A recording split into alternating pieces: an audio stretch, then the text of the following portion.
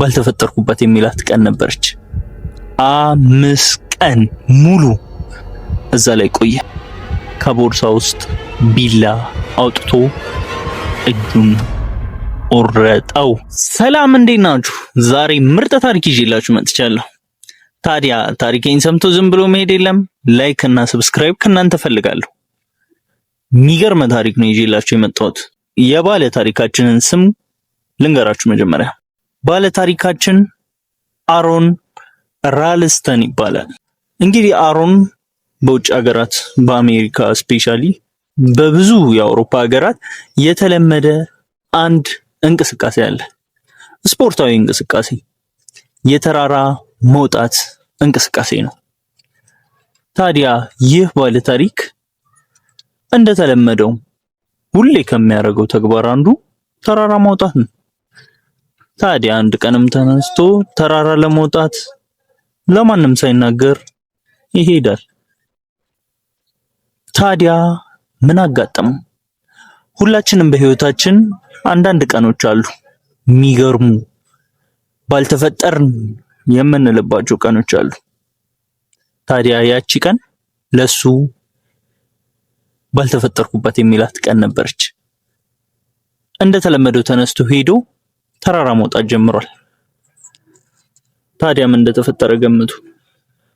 ተራራ በመውጣት ላይ ሳለ እጅግ ግዙፍ ትልቅ ድንጋይ ተንከባሎ እጁ ላይ ይወድቃል። ነግሬያችኋለሁ፣ ለማንም አልተናገረም። ይህ ተራራ የሚወጡበት ቦታ ደግሞ ከሁሉም ርቆ ነበርና ማንም ሰውም ሊደርስለት አልቻለም። እርሱ ቢሆን ታዲያ ምን ያደርጋሉ? አስቡት። የሰውዬ ቢጮ የሚደርስለት የለም፣ ወይኔ ጠፋ ብሎ ሊመጣ የሚችልም ሰው የለም፣ ምክንያቱም ለማንም ስላልተናገረ። ታዲያ በዚህ ሁኔታ ውስጥ ያው እንደሚታወቀው እንደዚህ አይነት ቦታ ሲሄዱ የሚበሉትንና የሚጠጡትን አነስተኛ ምግብ ይይዛሉ። ያን ምግብ እየተመገበ እዛ ላይ ስንት ቀን እንደቆየ ገምቱ። 5 ቀን ሙሉ እዛ ላይ ቆየ። ታዲያ ያልቃላ፣ ይዞ ሄደው ምግብም መጠጥም አለቀ። ያለው አማራጭ ምንድነው? እናንተ ብትሆኑ ምን ታረጋላችሁ? ከባድ ነው። አትኑብኝ፣ እናንተ እንድትሆኑ አልመኝም። አሮን ግን ያደረገው አንድ ነገር ነበር። ከቦርሳ ውስጥ ቢላ አውጥቶ እጁን ቆረጠው። አስቡት፣ እንደዚህ አይነት ትልቅ ውሳኔ፣ ያለውን ህመም፣ ያለውን ስቃይ ግን ወሰነ፣ አረገው። ምክንያቱም ከዛ በላይ መቆየት አይችልም። እንደዛው ቢቆይ ይሞታል። ከመሞት ምን መረጠ? እጁን መቁረጥ። አስቡት፣ የቆረጠው እጁን ብቻ አይደለም ህልሙን ነው። ከዛ በኋላ በአንድ እጁ ግዙፍ ተራሮችን መውጣት እንደማይችል ያውቀዋል። ነገር ግን መትረፍ አለበት። ህይወት ይሄን ያህል አስፈላጊ ናት እሱ ጋር። አስቡት፣ ይህ ሰውዬ ያለው እጅግ ከፍታ ቦታ ላይ ነው።